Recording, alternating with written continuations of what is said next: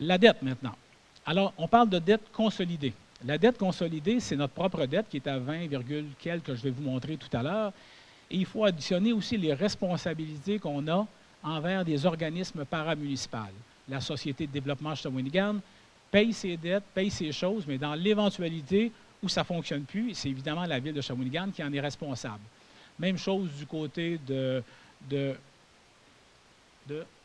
la Régie des déchets. Effectivement, il y a une dette collective pour l'ensemble de la Mauricie.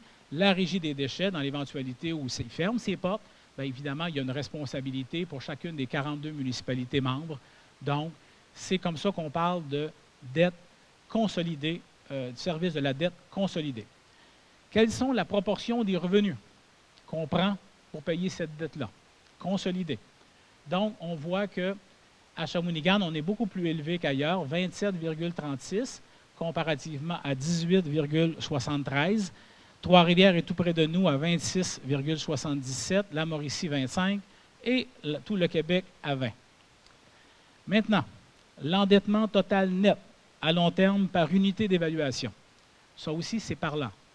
Donc, par unité d'évaluation, on est beaucoup plus élevé que les autres à 8 495 $ par unité d'évaluation en termes de dette, alors qu'on est à 6 282, 7 083 et le Québec au complet est à 5 757. Est-ce qu'on a un gros bas de laine? Non.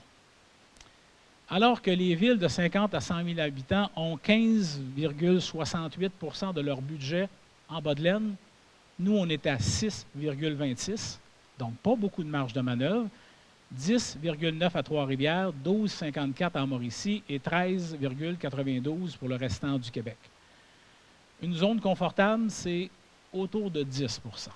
Pour être confortable, il nous arrive un hiver extrêmement difficile. Il nous arrive, surtout dans une ville comme la nôtre, où on a toutes sortes de possibilités d'intempéries, des montagnes, etc. Il nous arrive un pépin important.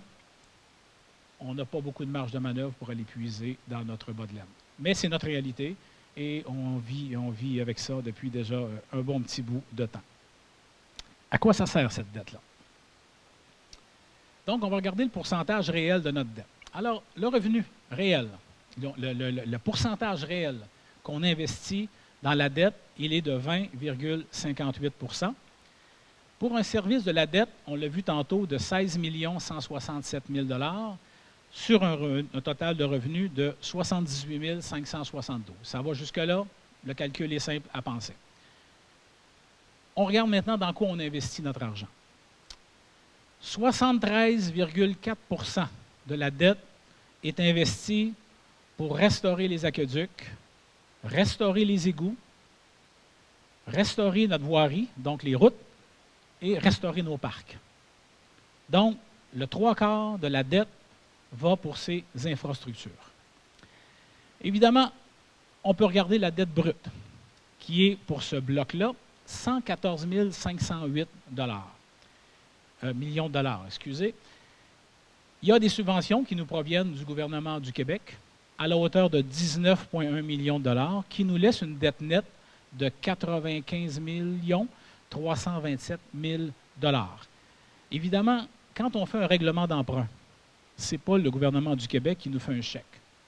Lui, ce qu'il fait, c'est la ville de Shawinigan qui emprunte et lui paye capital-intérêt par mois.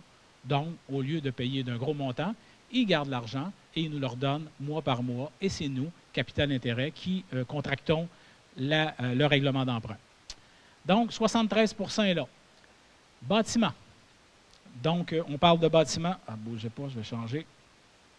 On parle de curling, de garage municipal, d'amphithéâtre, d'aréna.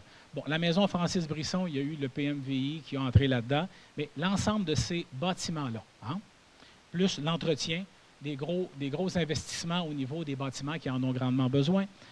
On parle de 30 millions de dollars, 8 millions de subventions pour une dette nette de 21 millions, 16,9 % sont pour les bâtiments. Troisième grand bloc, les véhicules et les équipements.